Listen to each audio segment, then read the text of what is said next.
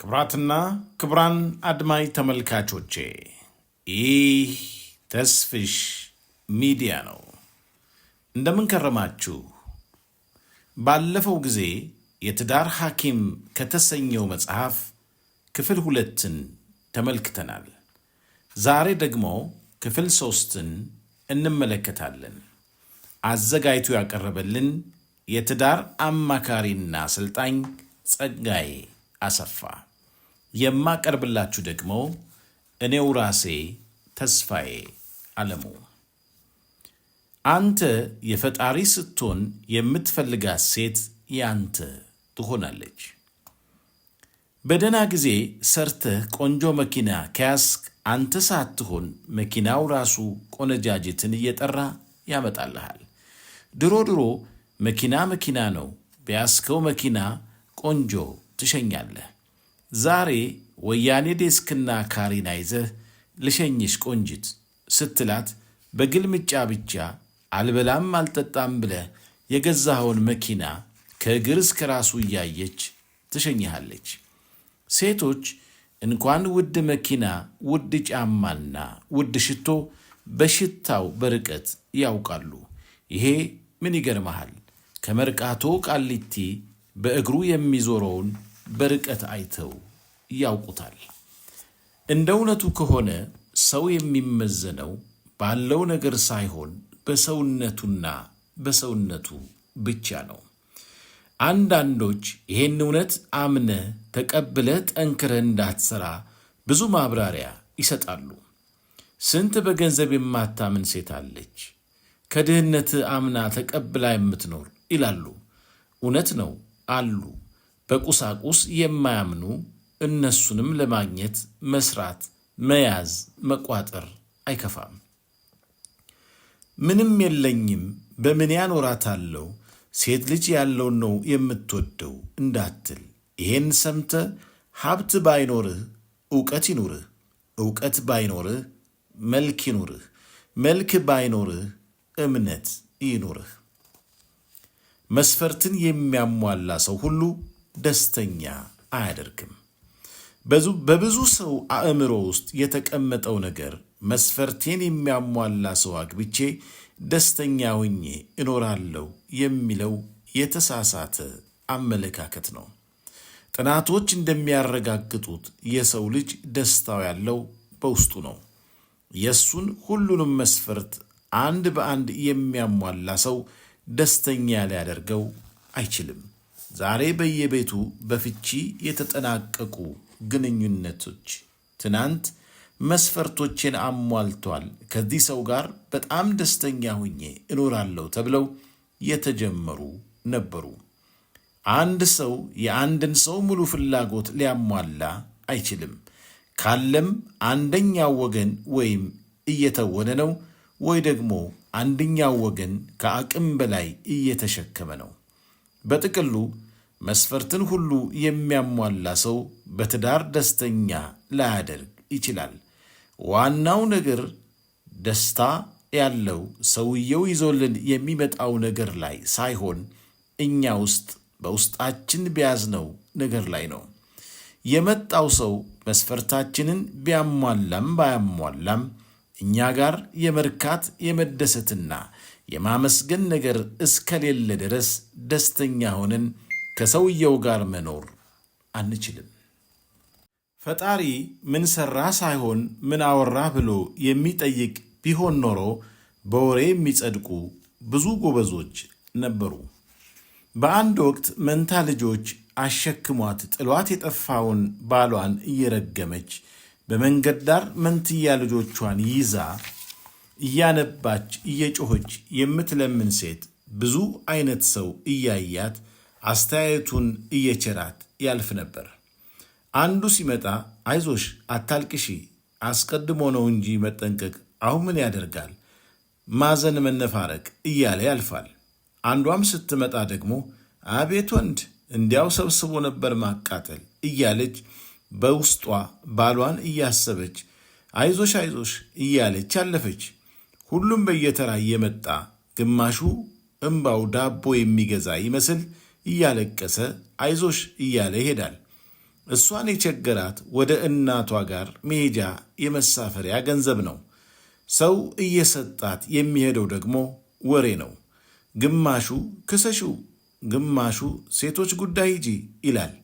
ለሰው ምክራችን አስፈላጊ የሚሆንበት ጊዜ እንዳለ ሁሉ ከወሬያችን ይልቅ ደግሞ ተግባራችን ብቻ የሚያስፈልግበት ጊዜ አለ። ስለዚህ አንዳንድ ጊዜ በሥራ መገለጥ ለእኛም ለሌሎችም የበለጠ ጠቃሚ ነው። የሕይወት ውጊያ ማብቂያ አለው። የሰው ልጅ ሕይወት በፈተና የተሞላ ነው። ለዚህም ሰው ከራሱና ከሌሎች ከሚገጥሙት ፈተናዎች ጋር ለመዋጋት መታጠቅ አለበት ብዬ አስባለሁ። የሕይወት ውጊያ ግማሹ ከራስ ጋር፣ ግማሹ ደግሞ ከውጫዊ መከራና ፈተና ጋር ነው።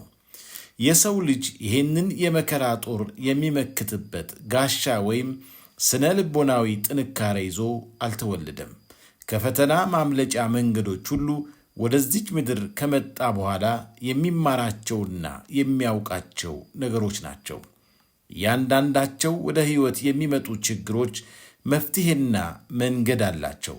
ማግኘትና ማጣት፣ መወደድና መጠላት፣ መታመምና መዳን በሰው ልጅ ሕይወት ውስጥ ያሉና ሊከሰቱ የሚችሉ ናቸው። ሰው የራሱ የሕይወት መሪ እስከሆነ ድረስ ሕይወቱን ወደ ተሻለ አቅጣጫ መምራት የሚችለው ራሱ ነው። ምክንያቱም ማንም ለነገሮች መፍትሔ ይዞ ስላልተወለደ። ረዳትህን ማወቅ። ግንበኛ ከሆንክ የሚያስፈልግህ የግንበኛ ረዳት ነው። ረዳት ሚስትም እንደዚያው። አንድ ጥሩ ሙያተኛ ሰው ጥሩ ረዳት ከሌለው ጥሩ ሥራ ሰርቶ መዋል አይችልም። ጥሩ ሥራ ለመስራት ጥሩ ረዳት ያስፈልጋል።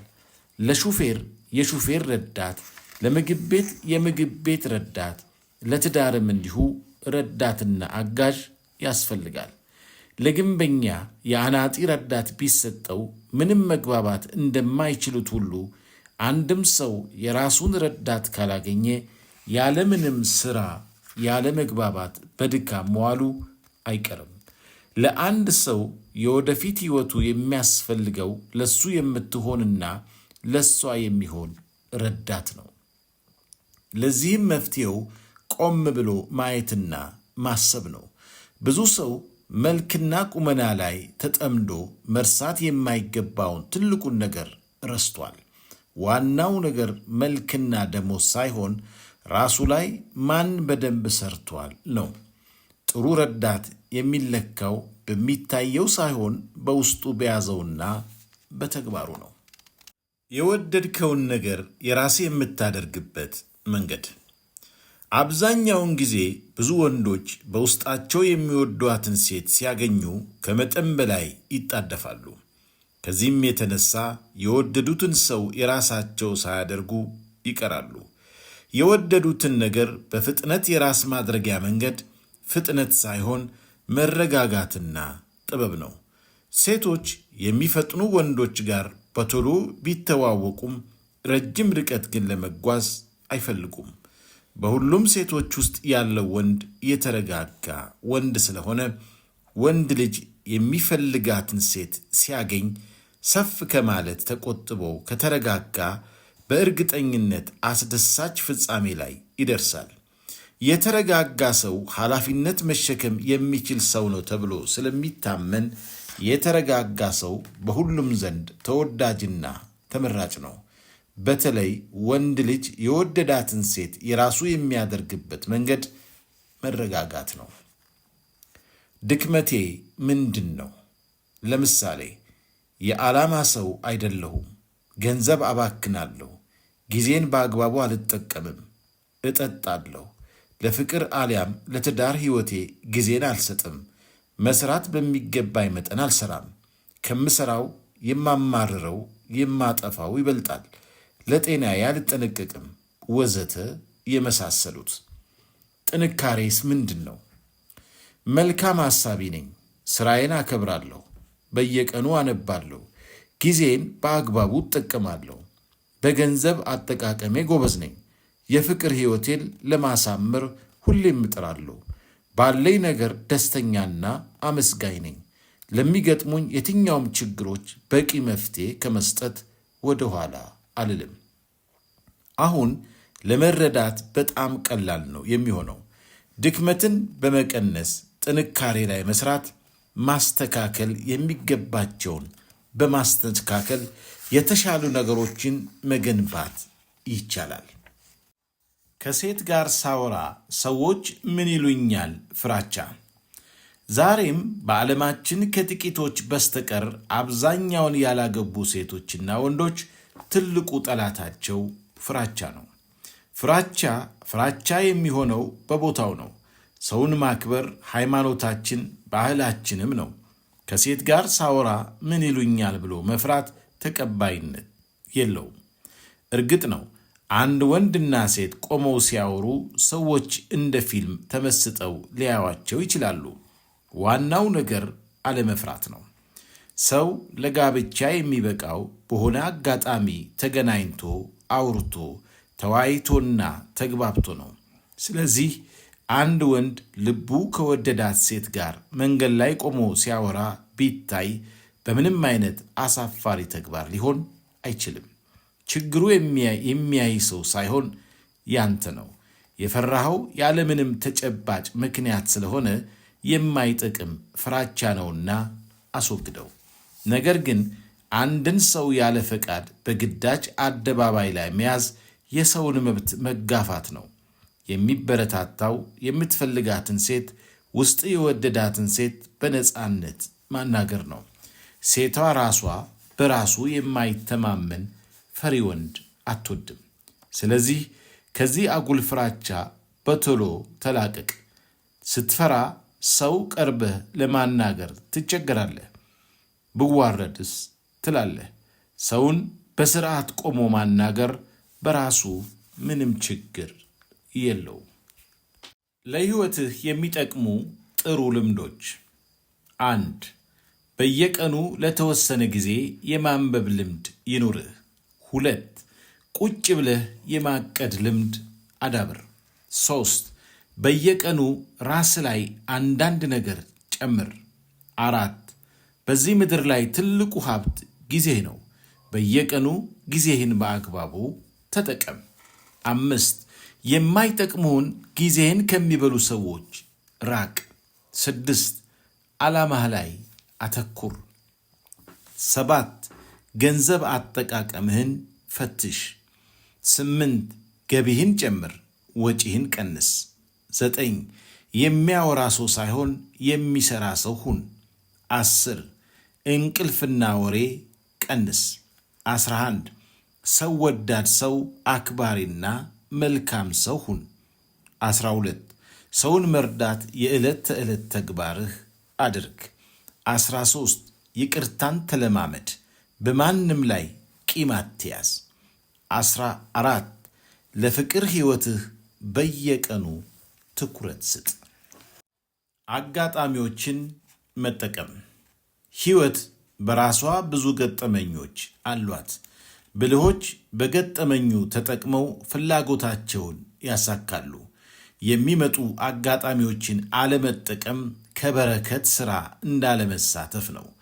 አንዳንድ ሰው ቤቱ ተቀምጦ ያለምንም ጥረት ጥሩ ነገር ይፈልጋል። ዕድል የሚባለው የአጋጣሚዎችና የውሳኔዎች ድምር ውጤት ነው። ገጠመኞችን በአግባቡ የሚጠቀም ሰው ዕድለኛ ሰው ነው። ስለዚህ ገጠመኞችን ተጠቀም፣ ውሳኔዎችህንም በጥንቃቄ አሳልፍ። ራስን የማስተካከያ ዘዴ። አሁን በየቤቱ የሚታየው ችግር በብቸኝነት ወቅት ራስን ካለመግራትና ካለማስተካከል የመጣ ነው። ወንድም ሆነ ሴት በብቸኝነት ወይም በላጤነት ጊዜ ራሳቸው ላይ ካልሰሩ አግብተው ሊቸገሩ ይችላሉ። አብዛኛውን ጊዜ ብዙ ሰው በብቸኝነት ጊዜ ራሱን በብዙ ነገር መግራት እንዳለበት አያስብም።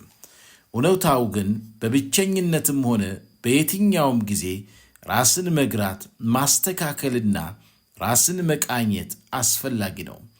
ያልተቃኘ የሙዚቃ መሳሪያ ጥሩ ድምፅ እንደማያሰማ ሁሉ ያልተቃኘ ማንነት ያለው ሰውም ለጤናማ ግንኙነት የሚመች አይሆንም። አንድ ሰው ራሱን ማስተካከሉ የሚጠቅመው መጀመሪያ ለራሱ ነው። በብቸኝነት ጊዜ ራስን በብዙ መንገድ መግራት ለጤናማ ፍቅርና ትዳር ጠቃሚ ነው። ተሰጥኦን ማወቅ። ሁሉም ሰው የራሱ ተሰጥኦ አለው። ዋናው ነገር የራስን ተሰጥኦ ለይቶ ማወቅ ነው። የራሱን ልዩ ተሰጥኦ ያላወቀው ሰው የሌሎችን ሰዎች ጥገኛ መሆኑ አይቀርም። ልዩና ተመራጭ ለሆነ የራስን ልዩ ተሰጥኦ ፈልጎ ማግኘት አስፈላጊ ነው። ተመራጭ መሆን ብዙ ድካም አለው። በተለይ ለሰነፎች ከባድ ተግባር ነው። ሰውን ብዙ ነገሩ ተወዳጅና ተመራጭ ያደርገዋል። ስለ ሁሉም ነገር ያለው ዕውቀት፣ መልካምነት፣ ጥንካሬ፣ ለሥራ ያለው ተነሳሽነት፣ አለባበስ፣ አረማመድ፣ አካሄድ በሁሉም ዘንድ ተመራጭና ተወዳጅ ያደርገዋል።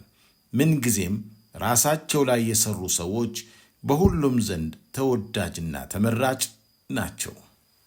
ጥሩ ልብ ያለው ጥሩ ፊት ካለው ይበልጣል። ውጫዊ ውበት ካለው ውስጣዊ ውበት ያለው እንደሚበልጠው ሁሉ መልክ ካለው ይልቅ ጥሩ ጸባይ ያለው ይበልጣል። ሁለቱንም መያዝ መታደል ነው። ሁለቱንም አለመያዝ ደግሞ አለመታደል ነው። አንድ ሰው ቢቻለው ውስጣዊም ውጫዊም ውበት ቢኖረው መልካም ነው። ካልሆነ ደግሞ ውስጣዊ ውበት ቢኖረው ይመረጣል። ውጫዊ ውበት ሁሉም ሰው ስላለው ሁሉም ውብ ተደርጎ ስለተፈጠረ ውበት እንደ ተመልካቹ ነው ይባላል። የአንዱ ቆንጆ ለአንዱ ላይሆን ይችላልና።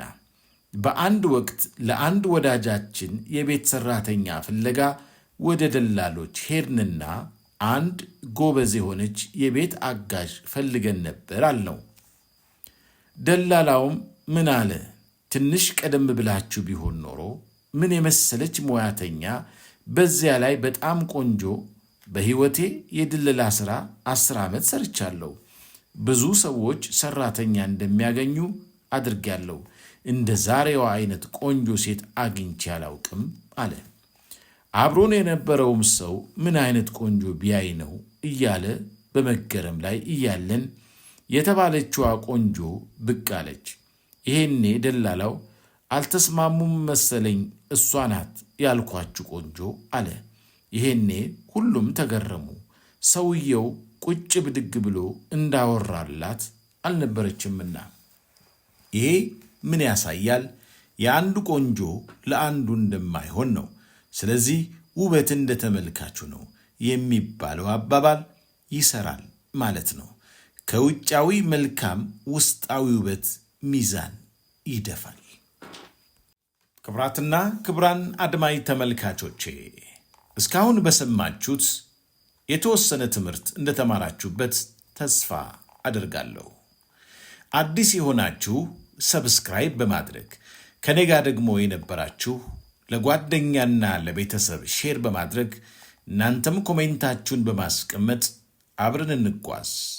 ይህንን መጽሐፍ ጽፎ ላዘጋጀልን ለትዳር አማካሪና አሰልጣኝ ጸጋዬ አሰፋ ያለኝን አክብሮት ልገልጽ እወዳለሁ። ሰላም ሁኑልኝ።